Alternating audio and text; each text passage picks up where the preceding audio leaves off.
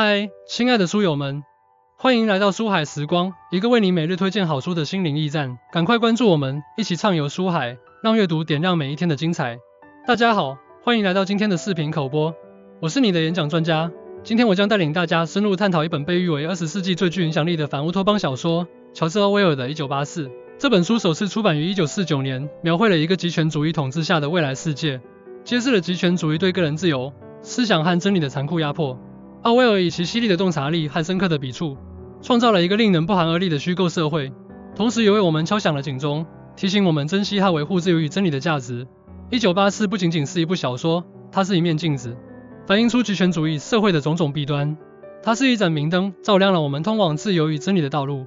它更是一声警钟，时刻提醒我们警惕那些可能侵蚀我们自由与思想的力量。阅读这本书，你将不仅仅是在阅读一个故事，而是在进行一次心灵的洗礼，一次对自由与真理的深刻思考。它将改变你看待世界的方式，让你更加珍视我们所拥有的自由，并激励你为维护真理而奋斗。在开始之前，我想问大家一个问题：如果有一天，你所相信的一切，你所依赖的真理，突然被证明是虚假的，你会怎么办？这个问题看似简单，却直指我们内心深处对真理和自由的信仰。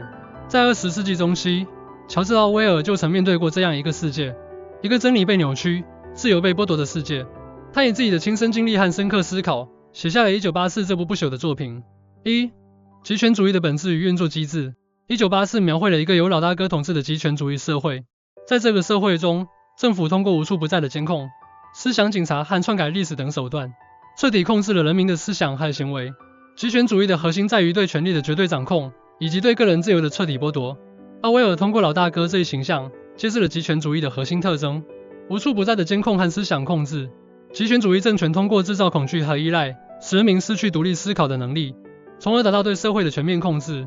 这种控制不仅限于行为，更深入到思想层面，使人民在不知不觉中成为政权的忠实拥护者。在书中，奥威尔详细描述了极权主义社会的运作机制，例如思想警察无处不在，时刻监视着人民的一举一动；政府通过真理部不断篡改历史，以符合政权的需要。这些手段不仅在书中令人胆寒，在现实中也有着深刻的警示意义。阅读这些内容，我们可以更好地理解极权主义的运作机制，从而提高对类似现象的警惕性。奥威尔在书中写道：谁控制了过去，谁就控制了未来；谁控制了现在，谁就控制了过去。这句话深刻揭示了极权主义政权对历史的操控，以及对未来的掌控。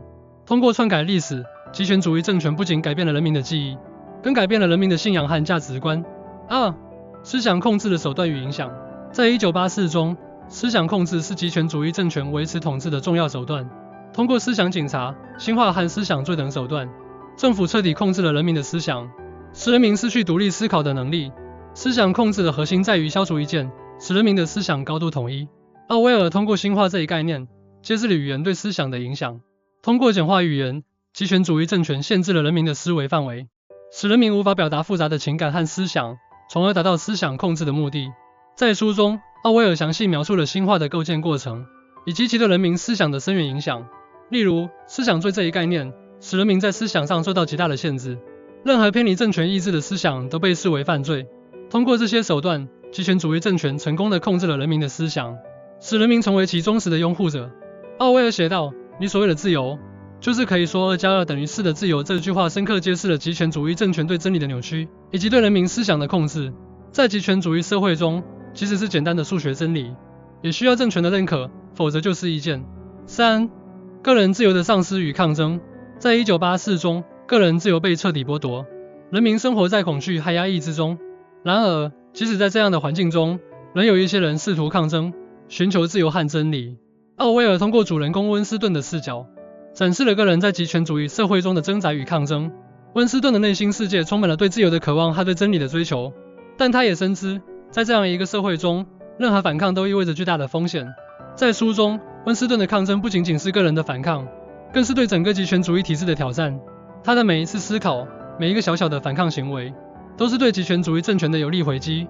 通过温斯顿的故事，奥威尔向我们展示了个人在极权主义社会中的无奈与勇气，以及抗争的必要性。温斯顿在日记中写道：如果有希望在无产者身上。这句话揭示了温斯顿对自由的渴望，以及他对无产者力量的期待。在极权主义社会中，无产者是唯一可能带来变革的力量。他们的觉醒和抗争是打破极权主义统治的关键。4. 真理的扭曲与重建。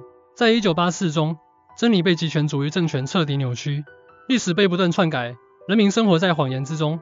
然而，真理的力量是强大的，即使在最黑暗的时刻，它也能找到重见天日的机会。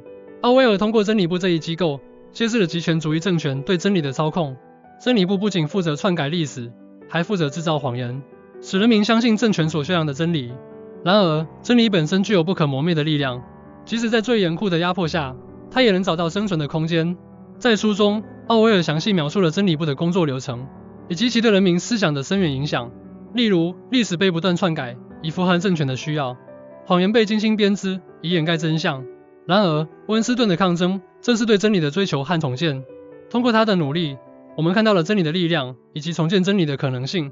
奥威尔写道：“真理是不可分割的，对一部分真理的否认，就是对全部真理的否认。”这句话深刻揭示了真理的不可分割性，以及对真理的追求和坚守的重要性。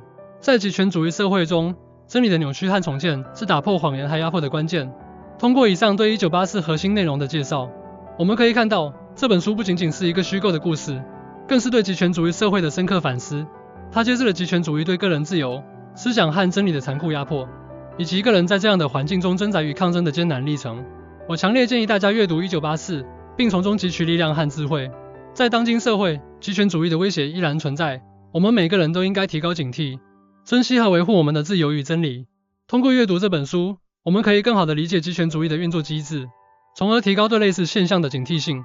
同时，我们也应该从温斯顿的抗争中汲取勇气，勇敢地追求自由和真理。